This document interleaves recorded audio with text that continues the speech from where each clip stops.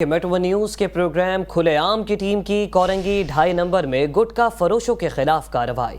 खुलेआम की टीम ने पुलिस की सरपरस्ती में गुटखा फरोशी का भांडा फोड़ दिया। कार्रवाई में गुटखा फरोशों की तमाम तर चालाकियां दिखाई गई। कार्रवाई पर गुटखा फरोश माफिया ने खुलेआम की टीम पर धावा बोल दिया। माफिया के कारिंदों ने खुलेआम की टीम के अरकान को हिरासा किया और माफिया के कारिंदों ने टीम से कैमरा और दीगर सामान भी छीन लिया। माफिया के कारिंदों ने खुलेआम की टीम पर भत्ताखोरी का झूठा इल्जाम भी लगाया। सोशल मीडिया पर मनफी प्रोपेगेंडा किया गया और वीडियो सोशल मीडिया पर वायरल की गई।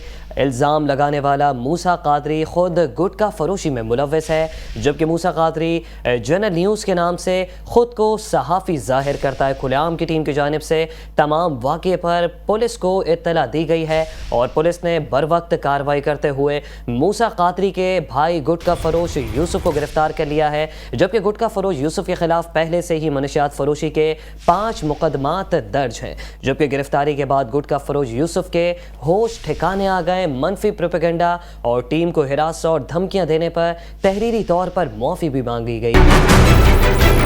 मेट्रो वन न्यूज़, हर पल की खबर।